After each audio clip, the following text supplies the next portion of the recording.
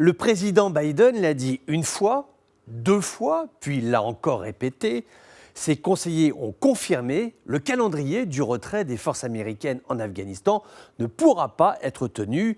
La date du 1er mai avait été avancée. Oublions, ce ne serait pas réaliste dans le courant de l'année et encore quand bien même un accord serait conclu avec les talibans, ce qui n'est pas chose facile. Et encore faudrait-il pouvoir procéder techniquement à ce retrait. Les comptables du Pentagone travaillent sur des simulations, ça va coûter très cher, même s'il reste environ 3000 hommes répartis dans une quinzaine de bases. Le déménagement des infrastructures est un défi logistique. Chaque base est équipée d'unités de logement, de commandement, elle possède des parcs automobiles, civils, militaires. L'énergie est assurée par d'énormes piles qui pèsent plusieurs tonnes. Le démantèlement de ces installations, le conditionnement pour que tout cela puisse monter dans un avion et ensuite le transport, ce sont là des sommes colossales pour transporter les hommes. De savants calculs ont été faits pour la contenance des avions. A priori, le choix se porterait sur les C-17 qui peuvent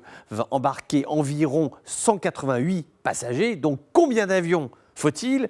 Organiser des rotations, oui, mais quelle escale envisager? Le Pakistan, l'Inde, la Turquie? La solution pourrait être de rapatrier les hommes, déménager le matériel seulement de combat pour qu'il ne tombe pas aux mains de l'ennemi et détruire ce qu'il reste. Alors, en 2014, période d'allègement des forces américaines en Afghanistan, l'option avait été choisie, la destruction. Il en avait coûté 7 milliards de dollars. Oui, le prix catalogue du matériel détruit avait une valeur de 7 milliards de dollars, sachant que le Pentagone a déjà dépensé plus de 800 milliards de dollars en Afghanistan. Si le choix de la destruction est écarté, il va falloir malgré tout payer des fortunes pour démanteler ces bases. Précisons, dans un pays en guerre, a priori, les talibans seront tellement contents de les voir partir qu'ils laisseront faire, mais attention, il y a d'autres groupes qui sont là uniquement pour faire du chiffre et qui n'hésiteront pas à ouvrir le feu. Il faudra donc sécuriser le retrait, ce qui rajoutera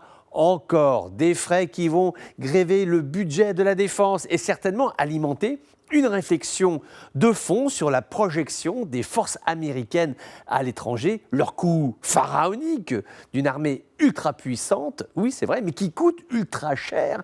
Bien évidemment, les États-Unis viendront à bout de ce retrait quand il sera décidé, mais à quel prix et dans quel délai? Pour l'instant, Washington n'apporte pas d'éléments de réponse à ces deux questions.